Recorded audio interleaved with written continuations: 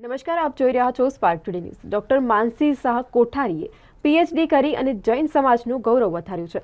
સરદાર પટેલ યુનિવર્સિટીના department of social વર્કના હેડ અને ડોક્ટર માનસી શાહના પીએચડી ગાઈડ ડોક્ટર શિવાની મિશ્રાએ રિપોર્ટ પબ્લિકમાં રજૂ કર્યો।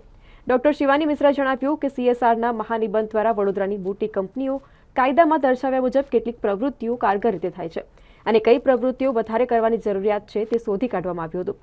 આજે યોજાયેલા કાર્યક્રમમાં સરદાર પટેલ યુનિવર્સિટીના પૂર્વ vice chancellor professor doctor Shirish Kulkarni, Sardar Patel યુનિવર્સિટીના ડિપાર્ટમેન્ટ ઓફ સોશિયલ વર્કના હેડ ડોક્ટર શિવાની મિશ્રા સાથે ડોક્ટર ઉમેશ ડાંગરવાલા અને university librarian doctor Mayank Trivedi તથા એમએસ યુનિવર્સિટીની ફેકલ્ટી ઓફ કોમર્સના ડીન પ્રોફેસર કેતન ઉપાધ્યાય, પારોલ યુનિવર્સિટીના સોશિયલ વર્કના ડીન પ્રોફેસર મગનભાઈ પરમાર, સિગ્મા યુનિવર્સિટીના પ્રોફેસર અને પૂર્વ ડીન જગદીશ સોલંકી તથા પ્રોફેસર જે.કે. પંડ્યા, આઈઓસીએલના એચઆર મેનેજર રશ્મિકા શાહ સહિત અનેક મહાનુભાવો ઉપસ્થિત રહ્યા હતા।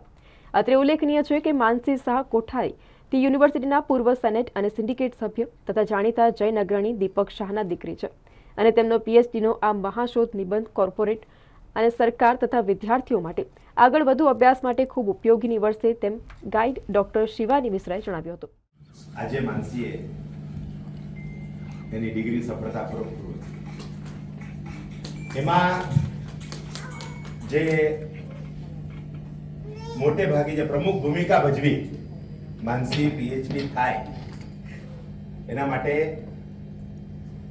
પ્રમુખ ભૂમિકા જેને ભજવી એ શિરીષભાઈ શરૂઆતથી લઈને, કેમ કે વાઇસ ચાન્સેલર તો પછી બન્યા હતા પણ ત્યારથી ઈચ્છા હતી એમ પછી સાહેબ બીસી બન્યા અને ત્યાં આગળ માનસીનું સરદાર પટેલ યુનિવર્સિટીમાં એડમિશન થયું।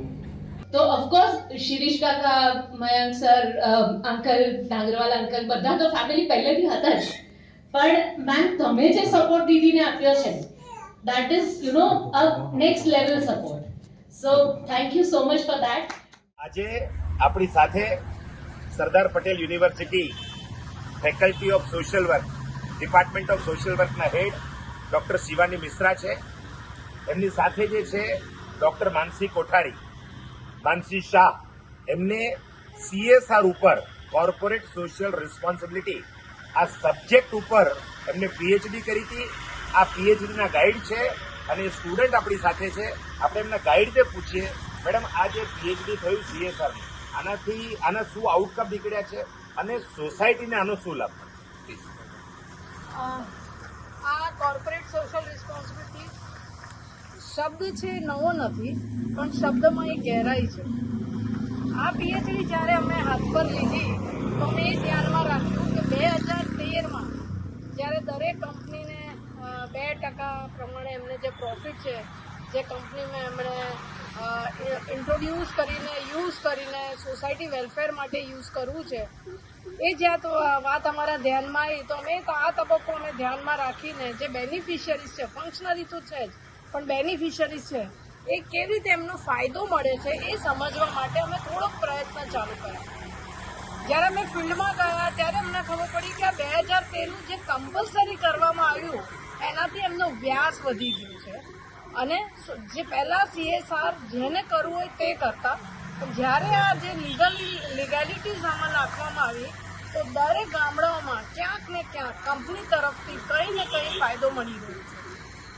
આ એક વાત ધ્યાન અમારા પ્રોજેક્ટમાં આવી। બીજું અમારા પ્રોજેક્ટમાં એ યાદ આવ્યું કે બેનિફિશરીઝને કેટલીક વેલફેર ફેસિલિટીઝ છે જે તેમને રિયલી નીડ બેઝ હતી, જે આ પીએચડીમાં એ બી એક ફોકલ પોઈન્ટ અમે મૂક્યો છે કે એમને જરૂરત પ્રમાણે કંપનીએ ફેસિલિટીઝ પૂરી પાડી છે। તો એ બી અમને જોવા મળી કે કેટલી કંપની જે બેનિફિશિયરની જરૂરિયાત છે એની પૂરી પાડે છે।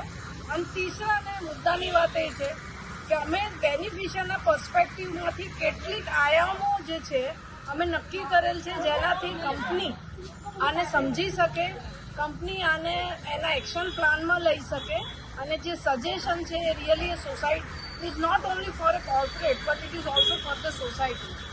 સો માનસિકથી આપણે સમજીશું કે એમને પોતાનો જે એક્સપિરિયન્સ છે એ કેવા રહ્યા। જેવી રીતે મેડમે જણાવ્યું એવી રીતે મારા થીસીસનો ટોપિક હતો corporate social responsibility study undertaken with the beneficiaries of selected industries of Vadodara.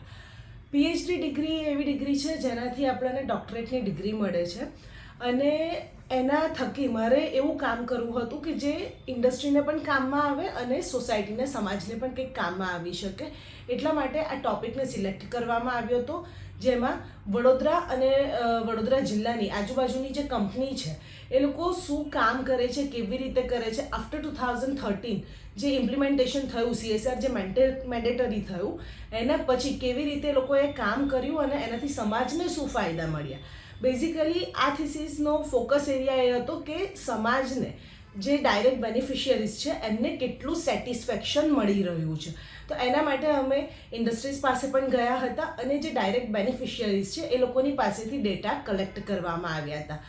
આ થીસીસની અંદર આ સ્ટડીની અંદર 7 એક્ટિવિટીને કવર કરવામાં આવી હતી, જેવી રીતે education, community development, skill development, health care sector વગેરે જેવી અલગ અલગ એક્ટિવિટીને કવર કરીને એના ઉપર સર્વે કરવામાં આવ્યો હતો, જેથી કરીને ખબર પડે કે સોસાયટીને એના થકી જે આ ઇન્ડસ્ટ્રીઝ છે એ લોકો જે કામ કરે છે તો એને કેટલો ફાયદો થયો. અને એમાંથી અમને ખૂબ જ સરસ રિઝલ્ટ જાણવા મળ્યું છે કે સ્કિલ ડેવલપમેન્ટ જે અત્યારના યુથની જરૂરિયાત છે કે લોકો પોતાની જાતને ઇમ્પ્રૂવ કરીને નવું કશુંક શીખીને સેલ્ફ ડિપેન્ડન્ટ થાય, તો એ સૌથી વધારે સેટિસ્ફેક્શન લોકોને અહીંયા સ્કિલ ડેવલપમેન્ટની અંદર જાણવા મળ્યું છે. એના પછી એજ્યુકેશન ફિલ્ડમાં પણ ઇન્ડસ્ટ્રીઝે સારું કામ કર્યું છે.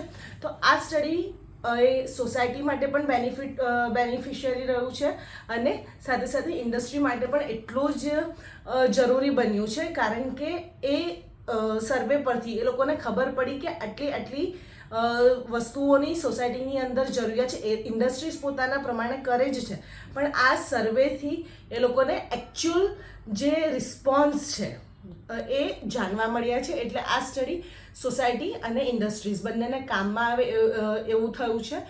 આ માધ્યમથી હું મારા પ્રત્યક્ષ પરોક્ષ એટલે કે જે લોકોએ પણ ડાયરેક્ટ ઇનડાયરેક્ટ મને હેલ્પ કરી છે એ બધાનો ખૂબ ખૂબ આભાર માનું છું.